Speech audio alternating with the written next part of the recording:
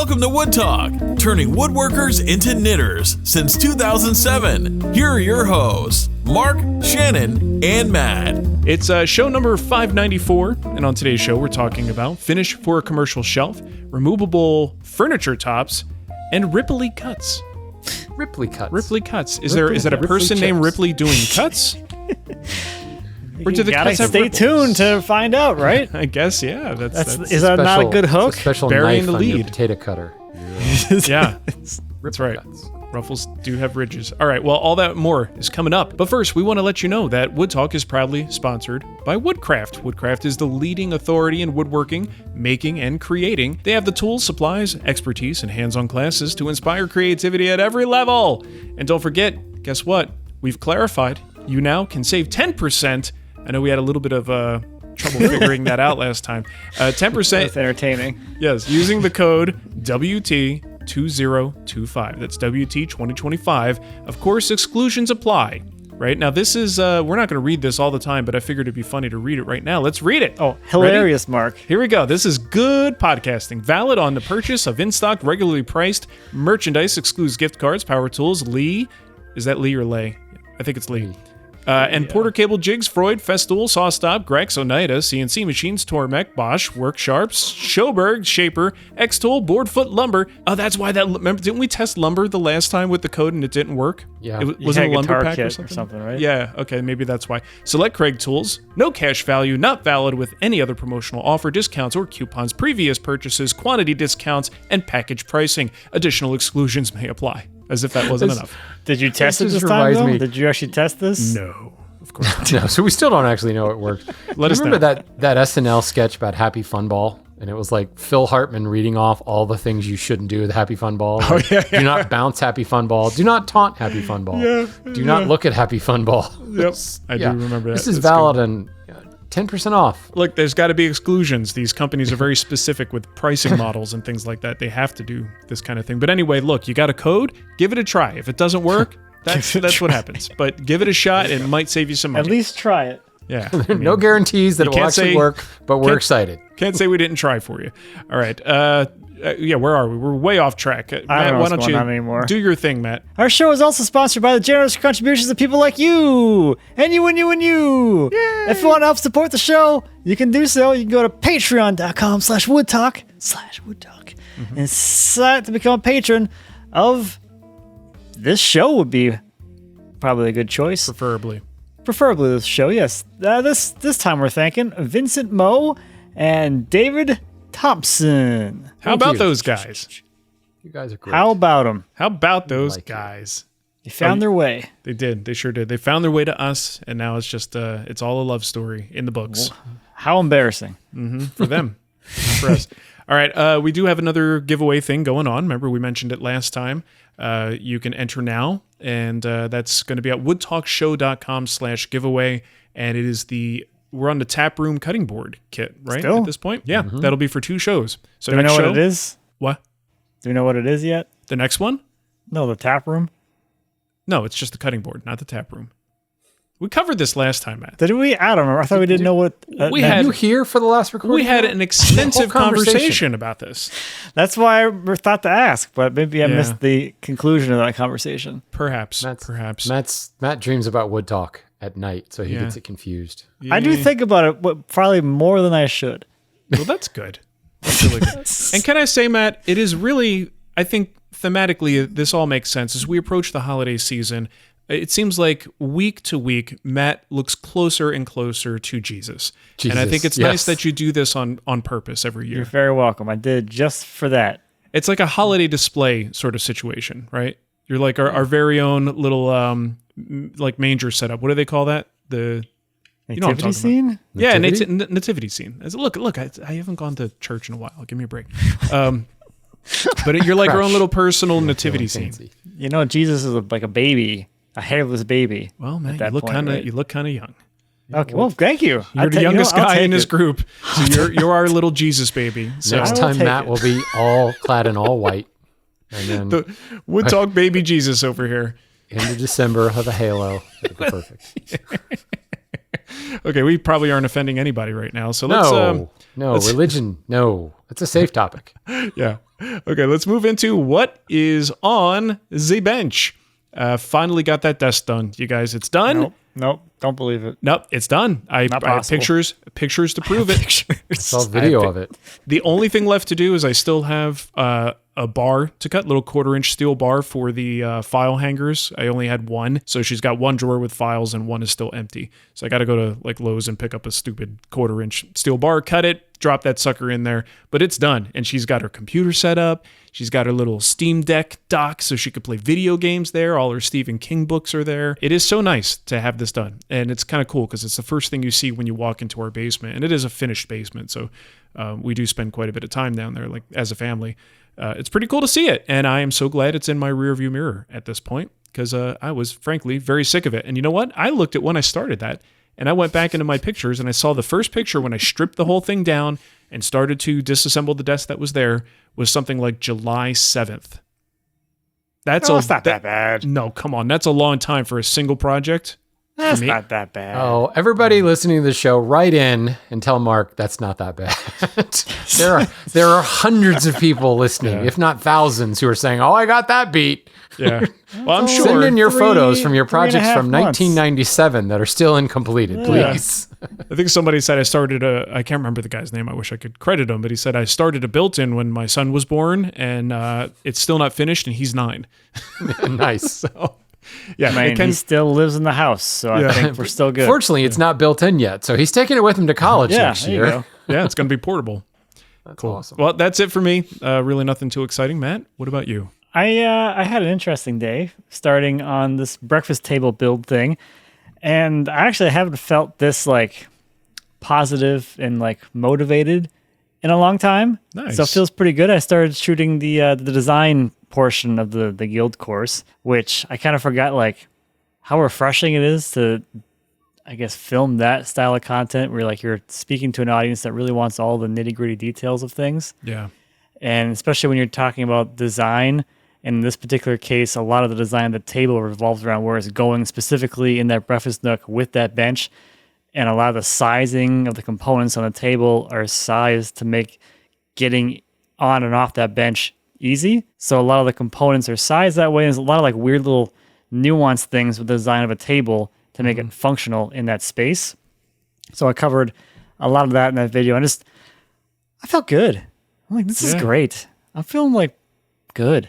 Like throwing on a comfy pair of pants that you haven't worn in a while? Something like that? It did feel like I've been here before. Yeah. I feel like I've done this before. It's a comfort zone. But then going back from our conversation from last time on like the design of the whole thing, I am doing something different that I've never done before. I am doing a full-size model, or not full model, whatever, mock-up of the whole leg assembly. So I bought some 2x4s. I glued them together so I get my thicker stock, and I'm going to actually cut all the parts out from like my ideas in the model to see it in real life, because I think the proportions in the model just look off, but in person I don't think they'll be as weird, and I think it'll be a good, I don't know, like use case or example for like designing these things for people to see. Yeah. So It's good exercise. I've never done that before. Usually like, because a lot of things in my mind, I'm like, I get it, it's in my head, whatever, but this one I'm like, I just kind of feel like I want to see it, and then I can actually like put it on the ground and look down on it and put it underneath an overhang and see how much of it you actually see from the perspective of walking around. So I think that it'll be a really good tool for not only myself, but for people to see as they're working through their own designs. Yeah. I wonder how many headaches we could save ourselves if we like committed to doing that all the time. That's just part of the process, and I never give myself that opportunity. Okay, not never. Very rarely give myself that opportunity to course correct before I'm committed. So you hear so many like great designers and furniture makers who espouse this idea. So there must be some merit to it, right? I mean, there must be. Turns out there's something to the whole prototyping concept. Yeah. Well, that's good. I'm glad you have the opportunity to do it. And I'm even more glad that you're documenting this and that guild members are going to be able to actually see this thing happen. Well, the other reason too is because the stock I have, going back to my problem of picking the material, the stock I have is mostly all 10-quarter. And some of those pieces are supposed to be like 3 inches thick, like the leg assemblies, the legs are supposed to be like 3x3 squares. So I'm playing around with the idea of like, what if I make it 2.5 by 3? Does that look off or look weird? Does it look too thin? So this allows me to fully flesh out that idea with basically just crappy 2x4s from the culling pile at the home center without really any consequence. That is one of the things, we talked about this before with vantage points and stuff in a digital space, but that's one of the things I had particular trouble with, is really discerning, like in SketchUp, the difference between a 3x3 leg and like a 2x2 leg. Like it just, the scale is so hard to wrap your head around. So seeing it in person, very smart move. Yeah, good point. Good Thought deal. of it myself. I invented full-size model. You heard it here first, folks. This is a new thing, and you should all probably do it. Thanks to Matt. No one has ever done this before. Nope. All right, Shannon, what do you got going on? A lot, but not a lot. And which leads me to my point. I've been busy, like really, really busy with the day job, starting up a whole new architectural sales thing. It's had me travel a whole lot, and shop time has been a little bit rough. And that's been kind of the story of this year. I'm doing stuff and working on things, but there hasn't been a whole lot to, I've got like 6 videos half done, just put it that way. Because of that, and because I've been at this for a while, like you hit, what was it, 19 years, Mark? Yeah. The hand tool school is 15 years old as of about 2 weeks ago. It's like been at it for a while. It's crazy to think about that. Yeah. But this year has been much, much, much, much quieter in the school as far as me generating content than I really wanted to. And I kind of just came to this realization that, like, you know what? I'm okay with that. Like, there are thousands of videos in that school. But because I have guilt, I decided to reduce prices. And I actually sent out an email earlier this week saying, you know what? It's just the right thing to do. The content hasn't been where I wanted it to be. And it's probably going to be this way for another 6 months or so as I kind of come through this process. But, the lights at the end of the tunnel, I am on the home stretch as far as like working towards retirement. The day job will not be a day job, probably. Right. Inside 5 years, maybe. I don't know. It's hard to say. I just wanted to do the right thing and say, here I'm gonna cut prices because the amount of content is gonna be lower than what I'm comfortable doing. Got a lot of responses from people like, dude, you've got thousands of videos. Like, you don't need to apologize. But then I also got a surprising number of emails from people who are like, man, that's great to hear because I thought you had already quit. I thought that like the school was retiring. And, I took that to heart. It was one of those comments to like, okay, this is one person. Then I heard it again and I was like, okay, this hurts me physically. Like I put a lot of myself into the school. So I, replied back and I was like, thank you for saying that. I'm shocked that you thought that was the case because I'm answering questions like daily. Well, is that based purely on your posting cadence? Yeah, exactly. So I forget that like while I'm in there every day and I'm answering questions, unless you've asked me a question, you may be thinking that I've like checked out. Yeah, I'm not doing anything at not all. getting the service. But then, so I responded back like saying, thank you for, that perception. I hadn't thought about that. I'm definitely not quitting. I have so many cool ideas, lots more to come. And then I got responses back from 3 people. So I responded, they responded back. So great to hear. You have to understand, you're like the 6th membership site that I've joined, and most of them folded in the first year. Ooh. And then I started to realize like, this is the norm. Like people start a YouTube channel, start something, realize, oh, I should like build on my own playground, or they got screwed over by the T's and C's changing at YouTube. So they built a membership site. They launched a membership site, got tired of it, or didn't figure out how to work it, or wow, this isn't passive income. This is a lot of work, and folded like after a year or 2 years, or like set it up and then just went dark and didn't answer questions. Like that's the normal. That's got to be definitely a common occurrence. What you and I do, Mark, is not normal. Actually like, paying attention. Actually responding to email questions. Like, so then how do we make sure we let people know to, that like that's what we do? Because I think it's kind of a selling point. Like that we don't leave people hanging. You know what I mean? Like we actually give a shit. Excuse my language. So like, I've got membership levels where you can, be a subscriber and do a recurring subscription. But then I also have like transactional. You bought a project, you bought a semester, and you get it. Like, there's no recurring anything. And I forget that those people who don't have the subscription model, like they may just be watching like a semester and have been watching that semester for 5 years. So like I had one guy today, I was like, hey, it looks like you've lost some weight. I'm like, yeah, in 2017. Yeah, they haven't got there yet in those videos. But you'll get there. But it was just an interesting perception. And I live this every day knowing that like the hand tool school is a major part of my daily percentage of work.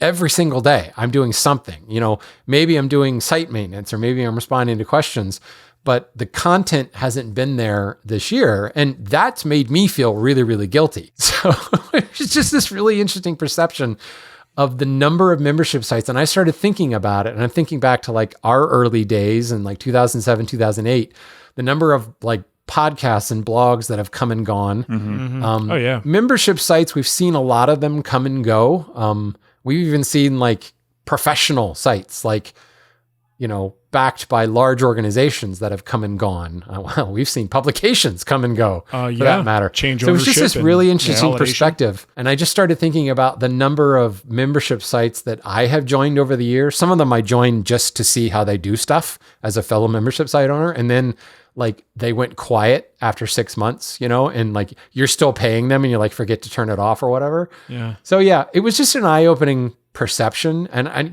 nothing other than, I know this maybe come across as me touting my own site and responsive, but I don't know. It's just a quick reminder of like the landscape that actually exists in woodworking instruction. The number of woodworking schools, virtual, well, physical for that matter, that have opened and folded in the 15 years that I've been in business, I can't even count. So yeah, I don't know. That was my editorial. That's what really grinds my gears. It's just, I found it really, I don't know, eye-opening. It is tough. I think it also makes our lives harder when we've got people, no doubt. like they have these experiences. They're not great experiences, and they've been burned before. So why would we be any different? They don't have any reason to trust us more than other people, or other people who are selling courses and things like that. So it's an uphill battle for us to make sure people just a realize crazy it is different. Reminder. Go quiet, for any amount of time, and that amount of time can be relative. If you're a avid YouTuber, or YouTube watcher, I should say, like going quiet for 2 weeks means you quit. In the membership world, apparently some people think the same thing. So yeah. With the YouTube audience, like if the algorithm just decides to stop showing you to somebody and they don't see your stuff for a while, and then suddenly they see your video again, they say, welcome back. I haven't seen you in a while. You've been gone. Good to see you back. I'm like, I've been posting. You just haven't been seeing them. It's the story of my life. That's the other thing, like cross-platform stuff. So I've got people who are avid hand tool school members, but like don't listen to this podcast or listen to my other podcast or don't go to YouTube. Like they explicitly like, I hate YouTube. I won't go there. And like, if you're posting there, but not posting in the school, you've gone dark. And it's like, well, no, I've put out 185 some podcasts. Well, actually, I don't know. 158 and on the lumber update show, something like that. Yeah. And where are we? 600-ish? We have several that we didn't number on 600's door. So yeah, like other stuff happens, but yeah. Well, and then you got this show that quits multiple times and then keeps coming back. Like you're going to accuse us of quitting. Well, in this case, it's fair. You should. This is the place for that. I'm my own worst enemy. Well, you quit elsewhere. You come to the right place. But I came back. All right. Well, that's an interesting discussion. We do have a little bit of kickback. So you guys remember we talked about the whole shaper thing. Tom wrote in and explained that he liked using shapers, wondered why we didn't, and we kind of provided a bit of a counterpoint. He wrote a very extensive email. Tom, thank you for writing that email. I actually did read the whole thing. The problem is I can't read that on the show. And I tried to even summarize it. Bottom line is it's working for him, and he really likes it. And not only that, I do want to help promote... To be clear, there wasn't anything like raunchy in the email. It was just long. Tom didn't say anything racial or anything like that. We can't read it because it's just really long. But the bottom line is he likes his shaper and he's got a nice one. But I did want to promote something. He says he's putting together an all Minnesota class. Now we're trying to figure this out. An all Minnesota class at Alpine Technical Workshop sometime in April of 2026. And he needs one more attendee to complete the class. And he's offering if Matt, Shannon, or Mark with a K wants to join us, it's a 4-day shaper crash course. And we could let him know. Now, I'm not going to be able to make it, but we looked it up, and Alpine Technical Workshops is in Colorado. And he says it's an all Minnesota class. So are all the instructors from Minnesota? Do you have to like provide proof of address to show that you're from Minnesota? You have to be a resident. You have to be like if you were born there, is it okay? But live somewhere else? Like, Matt, bring your driver's license, three property tax statements. Only one of the three of us is eligible. So I don't even know what we're supposed to do with this. So, but anyway, Matt, let us know how it goes. Yeah. Oh, good. Alpine Technical Workshops. We'll put the link in the show notes. Shannon, make sure that link's in there. And then if people are interested in taking this class, definitely look into it because it sounds like Tom loves his shaper and he wants you to love his shaper too. Preach, Tom. Evangelize. But only to Minnesotans. I want you to love my shaper too. Love my He shaper. only wants Minnesotans to love shapers. No one else. So you guys might not have heard this song in a long time. The internet's a big, big blaze. Some stuff is good, some stuff is great, but some things really suck, and that's the stuff we hate. Stay away from that sucky stuff. Let's keep the internet great. Oh, yeah. While that song does talk about the internet, I guess this is kind of an internet thing. It's specific to Too much internet thing. a piece of software that's like making too much out of its connection to the internet. So this is something that has me like quietly sort of furious about, but it was Matt that brought this topic up. So Matt, I'm going to let you introduce the topic. What's grinding your gears right now? Okay, so today I was doing my video on the design of the breakfast table. I got all my things set up, all my props, I got my cameras all set up. I bring my laptop out to the shop because I have my models that I'm playing with on there in SketchUp. They're in the computer, supposedly, so I can show people all the little iterations of the design.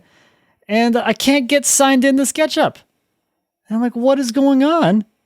And I try my desktop, it's the same thing, and I actually read the errors, like it can't connect to the authentication server because they're having some kind of maintenance problem. So like, I'm ready to go, and I can't even open my model because you have to be signed in through the little web thing first before the application that's actually loaded on your computer will allow you to open anything. Yeah. Which I'm like, every single time I've been using SketchUp now since they went to that pro model thing. Yeah. You gotta sign in like every time. I'm like, Almost this is every single time. obnoxious. Yeah. So And it's obnoxious. Usually at least two-factor authentication. Yeah. Oh, it is. Yeah. Multiple times I have just want to said open the model. it is easier to get into my bank account than it is to get into SketchUp. Like the level of security and the aggressiveness of the software to log you out and force you to log out. It reminds me of Every banking time. software. And it is Time. absolutely useless unless you're signed in. Yeah, Like, I can't do anything. totally non-functioning. Yeah. Yep. And then if you are on multiple, and that's the thing, you're paying what, $400 a year? I looked at it. It was $430 with tax. Yeah. So hilariously, I am on SketchUp's webpage right now, and I just got an all snap from Chrome as the page just went dead on me. But anyway, you're paying. I've gotten some emails from them recently from Trimble where they're like unifying something on the back end. And there's some kind of migration that was done. Yeah, but it was basically like, you don't have to do anything. I was like, delete before I read the rest of it. Yeah. So you're paying $400 for this privilege, and like if you have multiple computers, that's always fun because you have a limited number of things you could be signed in on. And there's times where, look, I've got a couple different laptops, one for streaming live, one that I actually use for myself, and a PC. I've got a PC that runs software for the CNCs. So I'm moving around. It's not like, it is very convenient to have this piece of software legitimately on multiple computers, but I'm one user. But because of a limited number of seats, and this is not just the SketchUp thing, lots of softwares give you, they give you a limited number of sign-ins or seats that you can use. But it just seems like I run out real fast, and I don't know, man. Some software, this is like I really prefer the Apple model. I bought Final Cut like probably 15, 16, 17 years ago. And I get all the updates. I still can put it on multiple computers. It's not like the Adobe tax where you have to pay monthly just to access editing software. I get it. I realize this is where things are going. But man, I am right there with you. I think they are just ludicrous in how they're handling authentication and the number of seats that you get for the price you pay. Except that it used to be like that with SketchUp. You used to be able to buy the software. Yeah. But then they sunset it on you. And now that software, I know people who are like, well, I'm sticking to the 2014 version, but there's no portability, which I suppose, that doesn't work for me because I have to produce models that can be downloaded by people who buy my stuff. Yeah. Although that's happening less and less because, frankly, there's less and less people using SketchUp, probably because of this stuff. I've been thinking about what are our alternatives, and do we even need to? That's the only reason I've been using SketchUp. Is like it's kind of like the ecosystem that I live in with everything else. But it's becoming, I mean, they are really edging out small-time woodworkers. That's not their audience. That is not their target customer. So I think it's only a matter of time before, like in the guild, we just have to make a decision. We're going somewhere else. Or who is then? Because like I've probably met with 500 architects this year alone, and I only know one of them using SketchUp. So I don't know that they're successfully doing this, but who is their demographic then? My understanding, it is that level of like designer and architect and the higher corporate structured companies, not the architects people at like our us. house were using SketchUp, which was nice for me because I got two. their model. Yep, 2 of them. And I could kind of I knew what I was doing with it at least, but not really, because SketchUp's like really confusing and like I can't figure out how to make it do what I want to do most of the time. That's another problem with it. But I also don't want to like invest too much time into something that I'm like, I don't really want to spend time here, and maybe I won't be using this program anymore, but maybe I will be. They had a pretty big booth at AIA National, the architect convention. So whatever there must they're be doing, somebody out there. The single guy or gal in their shop is not their audience. I don't think they're looking at that as a market anymore. For sure. No, it's not. It's not something they're worried about for sure. Well, there you go. Shannon, we got one more piece of Kickback from our buddy Von Welch. This is from Von. Shannon's philosophy on getting things done reminds me a lot of David Allen's book, Getting Things Done. Go figure. Which was a professional game changer for me, and I highly recommend it for everyone trying to improve their productivity. Well, there you go. I think I've Getting Things listened to Done that. by David Allen. But because I listened to it, I didn't fully like ingest it and keep it in my brain. So maybe I should listen to it again. There you go. You didn't get it done. I definitely did not get it done. I mean, look at me. I'm talking. I know to you there's a guys. great book this for is you where on this. This is where I've gotten to with my life. Yeah. Seriously, this is the pinnacle for me. All right. So we want to let you know some stuff about our friends over at Woodcraft. Great bunch of people over there. Did you know that?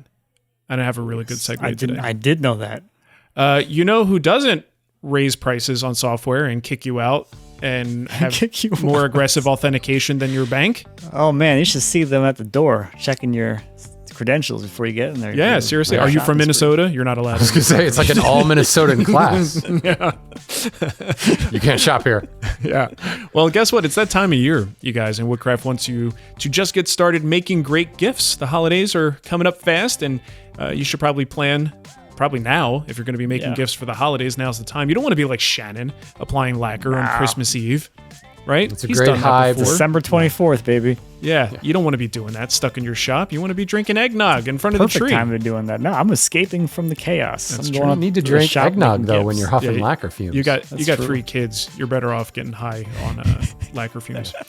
Well, Woodcraft, guess what? Has everything that you need. Everything you need to become a generous holiday woodworking hero that you've always wanted to be. So they've got some really awesome turning kits, and I was looking at the circular today. In fact, it does seem like there's a bit of a trend. Like if you want to make holiday stuff, you need a lathe. Seems to be the theme. Like most of it is turned, right? They do have like the pocket knife scales and things that you could like make the scales or buy the scales that would make a fantastic gift. I would like to get the kit for a gift because I want to make it myself. I don't want someone to make it for me. But if you're into like the... How pretentious of you. Is it, Belle? I don't think so. But Shannon... This is the Christmas tree Nicole wanted you to make. Yeah. Before we started recording, Nicole was giving Mark a hard time about how she wants him to make a Christmas tree. I see it now. But if any of the 3 of us are going to do something like this at Shannon, these turning kits look pretty awesome for making beautiful ornaments. Yeah, but this ornament kit says, the tree one says it can be turned on a lathe or cut on a laser. So just push back to Nicole. Come on, laser girl. Yeah, you got the laser. Laser's your domain. Stop complaining. Yeah. Girl power. It is beautiful. They also have a couple of like model kits. I don't know if you want to build these like ahead of time. It's like buying someone a cool spaceship model and saying, here, I built it for you.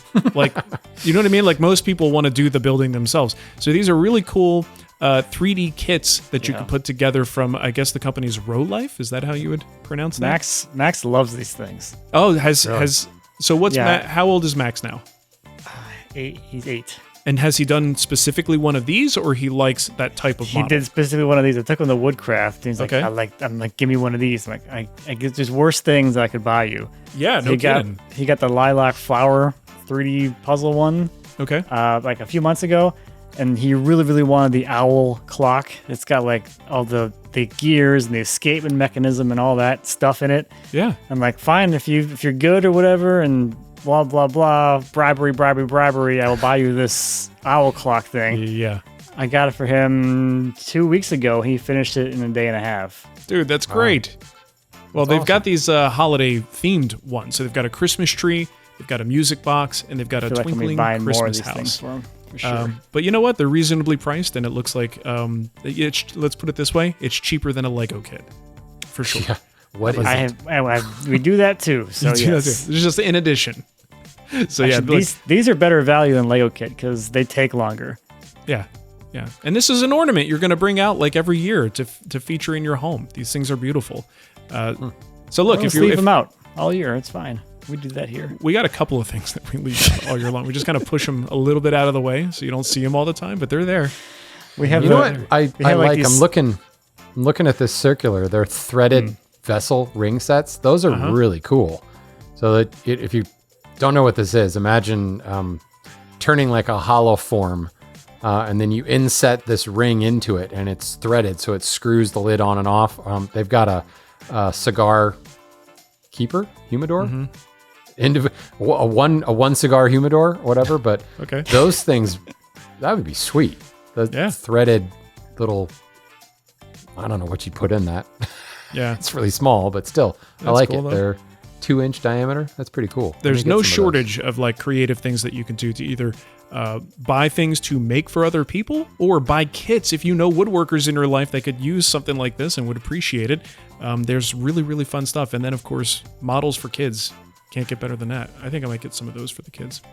Very awesome. And I don't know which one of these things the code will work on, but you should try to use WT 2025 and let us know. This is all on sale, so probably none. Yeah, well, this is the theme this month, so a lot of these things are on sale and they would not combine. You're absolutely right. Head on over to woodcraft.com, or better yet, hit up the local store in your area. You can get everything you need to get started on making those gifts, because it's we're recording right now, late October. You do not want to wait, because the next few weeks things just like fly by, and next thing you know, there is no time to make gifts. So get started now. All right, thank you, Woodcraft, for sponsoring the show. We really appreciate it. Hey, Matt, do we have matching boo-boo fingers? This is my right hand. Okay, but so opposite hands, but we both have matching boo-boo fingers. Wow. Both And the have bruising index is almost fingers. identical. That's a little. Does creepy. yours look like South America? No, it's more like peninsular. Oh, okay. All right.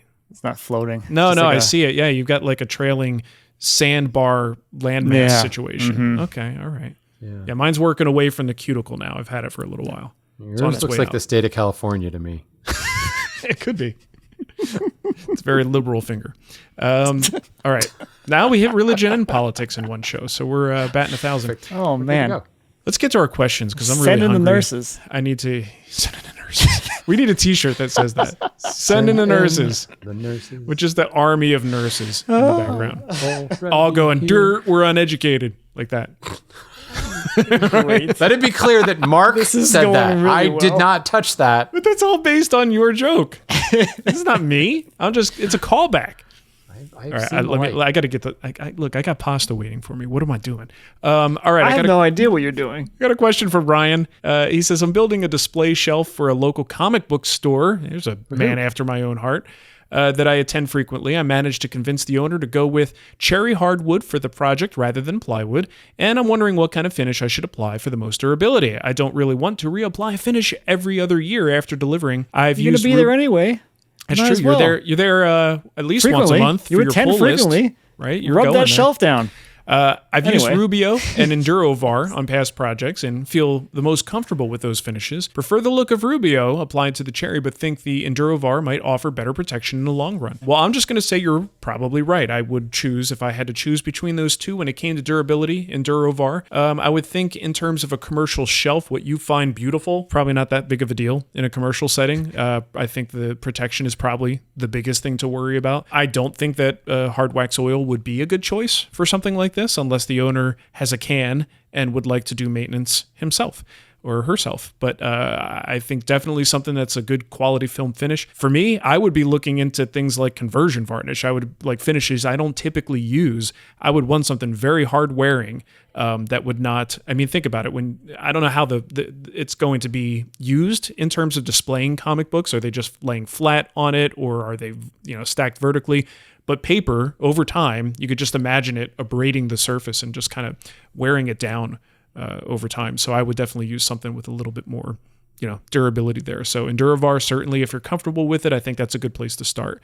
But if you want to go into other more protective finishes, they are out there. Even, you like the look of Rubio, maybe consider something like a wiping varnish, a full oil-based wiping varnish. Water locks or Armor Seal could also get you a pretty durable finish, and you get, I imagine what you like of Rubio is maybe that low luster look. Well, you can kind of get that with those finishes. Get yourself a satin or rub it back to a satin, and it's going to look great and provide some decent protection too. Yeah. All right. I like it. Yeah. Shannon, this is from Dana, grabbed from our Patreon page because he's a Patreon supporter, so his question gets answered. Dana says, I'm building a television stand and cabinet for a good friend. I found that it weighs a ton due to the plywood that I used. I'd like to leave the top off to make transporting it easier and then fix the top to the base once it's in place. I want to use some type of connector that would remain unseen when looking into the front of the cabinet. I'm not going to use dominoes as that would require gluing and clamping. Any suggestions? And, by the way, I'd like to be able to pick up this beast of a cabinet without the top giving way. Thanks. So I'm going to start with the end by saying I don't know that that's a good idea. First of all, picking up something that heavy by the top is bound to fail over time.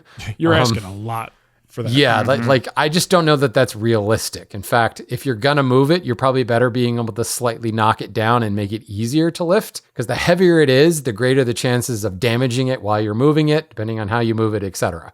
That to mention plywood, yes, it's heavy, but plywood is not rigid at all. It's a highly flexible medium, so it requires a lot of bracing in order to stay rigid. It's ironic, right? We use it for cabinetry, but it's really not, unless you're buying blockboard or lumber core plywood, it's not at all rigid. So I would actually rethink being able to take it off, in which case I would use magnets.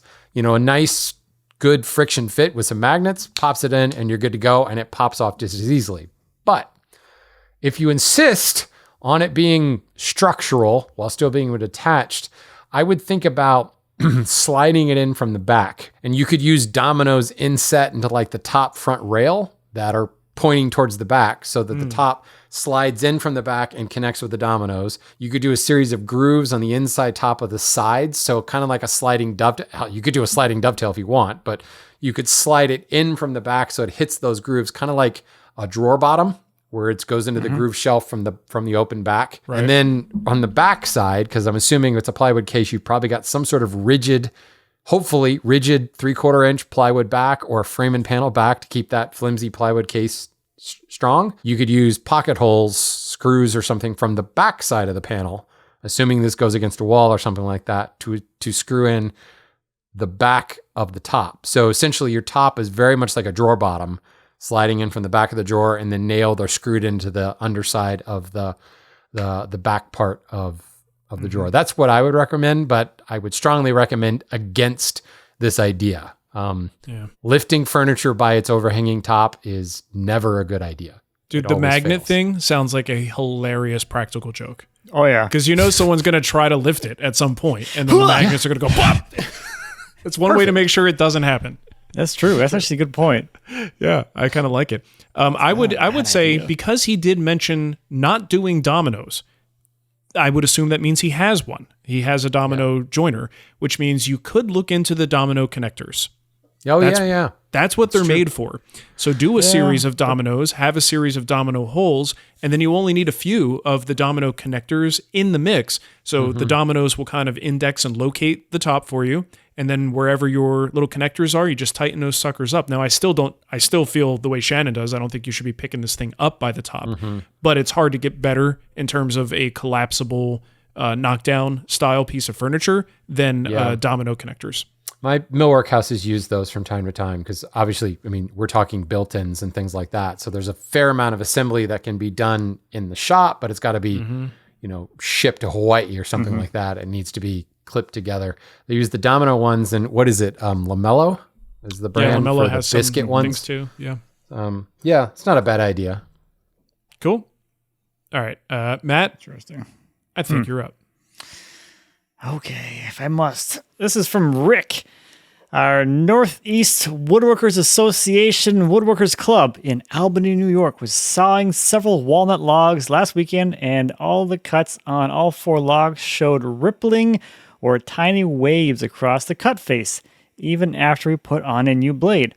The ripples were about a 1/4 inch apart, peak to peak, and about 1/8 of an inch deep, and fairly consistent along the entire length of the log.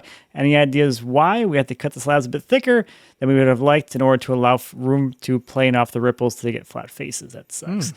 Thanks and appreciate your help, and thanks for not quitting or knitting.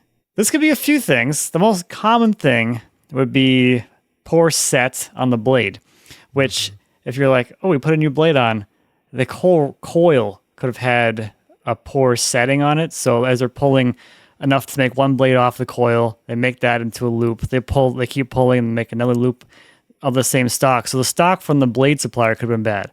That'd be why, like, you put a new blade on, but you still see it. One of those teeth or a few of those teeth are set so far out that they're actually coming through and making a really deep cut. That would be the most common way this would happen.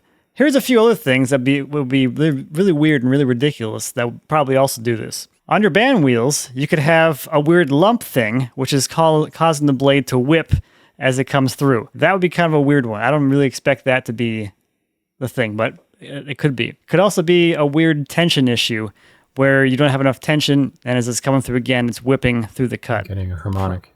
Yeah, exactly. So again, probably not that either. The most common thing is going to be the blade itself. And I don't think that just putting a new blade on would be like the way of knowing that it's not the blade, because it could be the same problem with the coil stock. So as you're looking through that blade, you can actually look at the teeth and see, like, is one just like hanging way the heck down or way the heck up? Because again, it's not like they're all cutting the same path. You have this ripple effect when, in the space between it is the advancement of the saw head between that tooth coming around every single time. I would say you got some bad blades. Send them back. Tell them they're crap. Send them back. You think this could also be indicative of like testing the capacity of a band mill? Like, you know, there's the suggested cut size, but you can always fit like an extra 8 inches in there. But now you don't have room for dust to drop out of the kerf because you really have too much log in there. Typically, what you see with that happening is the blade walking, though, because then the kerf gets packed with sawdust, and it's packing either on top of the blade or below the blade, and that causes the blade to track up or down because now the blade's actually being sandwiched in there. If that was the case, then you would see like the actual cut waving. This just sounds like an actual like, what do you want to call that? The lines, the tooth marks, machine marks, bandsaw marks, whatever. Undulations. No, undulations would be this. Oh. No, it's super fancy in a lot of luxury homes to the fact that we bought an embossing machine to create those because our bandsaw is too finely tuned.